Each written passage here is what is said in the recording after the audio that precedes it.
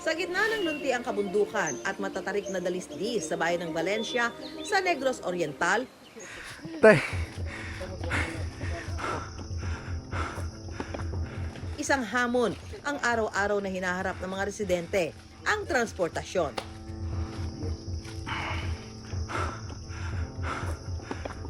Dahil sa taas ng lugar, hindi lahat ng modernong sasakyan kayang umakyat. Mabuti na lang at may makakapitan pa sa pagbiyahe ang mag-asawang Jane at Emilito. Isang diskarteng pamana pa ng kanilang mga ninuno. Walang makina pero umaarangkada. Walang gasolina pero maaasahan. Ang nagpapaandar dito, puwersa ng mga paa. At matitibay na gulong na kahoy. Ang tila scooter o paragos na ito, tinatawag nilang ligiron. Ang ligiron ay isang uri ng makalumang sasakyan na ginagamit ng mga farmers noong unang panahon. Ito ay gawa sa kawayan at kahoy na ginagamit mostly to transport the farm products from the mountain down to the poblacion area. Tagawalis ng kalsada sa kanilang lugar ang mag-asawa. Isang dekada na raw katuwang nina Jane at Emilito ang ligiron sa kanilang pang-araw-araw na pamumuhay.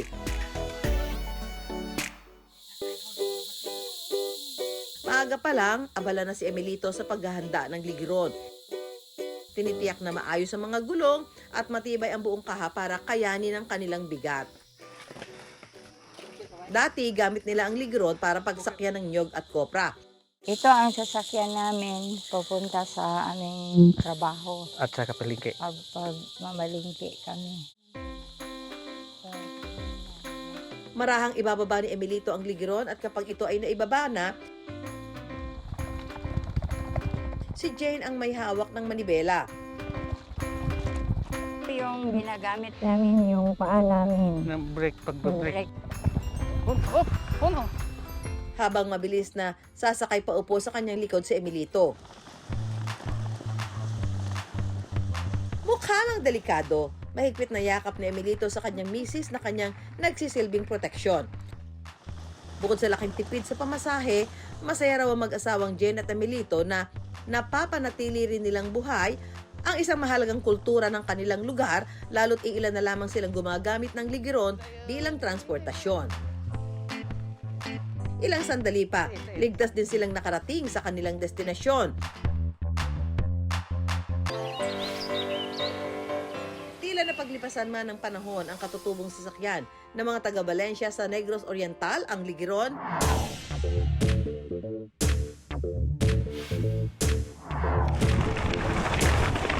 Hindi pa rin daw ito mapipigilan sa pag-arangkada. Mula sa pagiging simpleng transportasyon,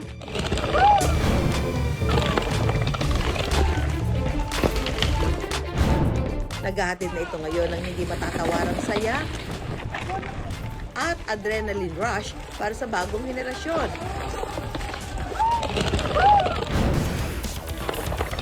Sinasalubong kasi ng mga kabataan ng Valencia ang hamon ng matatarik na dalisdis bilang racetrack sakay ng ligiron.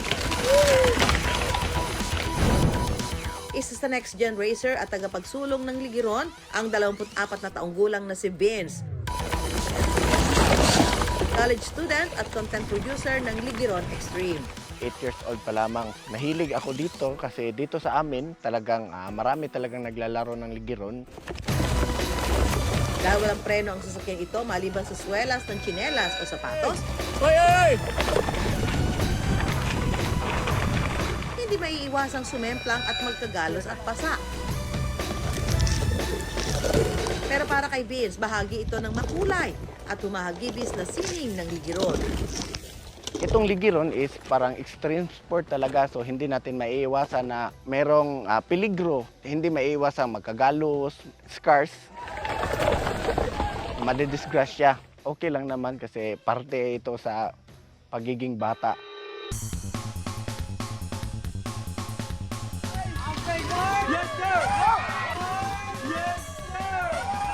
Nitong Mayo lang ginanap ang pinakamalaking laban ng Ligeron sa kanilang lugar na suportado raw ng kanilang munisipyo.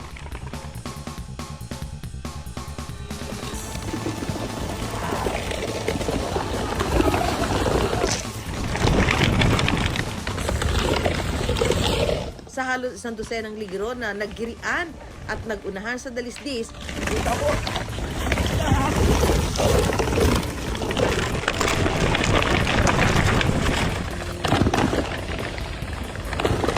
Ligeron Race Challenge Champion Raymar! ang grupo ni Vince ang tinanghal na kampiyon. May cash prize din ang mga nagwagi. Para muling masubukan ang galing at bilis ng Ligeron, sasabak sina Vince sa isang exhibition game. Pero walang kampihan ngayon, individual race ang laban. Pero bago sumabak sa panibagong karera, change outfit muna ang mga kalahok. Yung formang katipunerong sasabak sa bakbakan, bilang proteksyon, kailangan magsuot ng protective gear. Mula sa kabataan ng modernong panahon, aharurot na ang dugo ng mga katutubong mandirigma ng Valencia.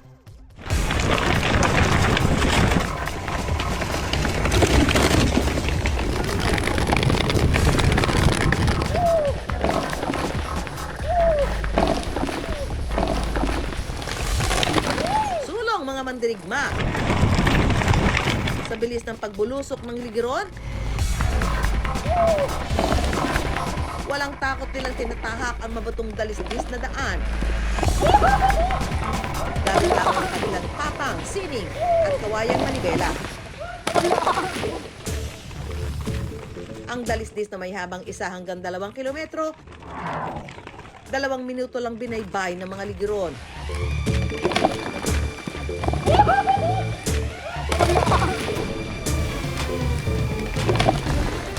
Ang nanalo sa makapigil hiningang hagaran ng Ligeron, si Vince. Bilang isang kabataan, ang Ligeron ay hindi lamang ito isang laruan o karera. Ito ang nagsisilbing buhay at simbolo ng tradisyon. Ang Ligeron patunay na anumang bilis ng pag-usad ng panahon, kaya pa rin makisabay ng ating mga tradisyon.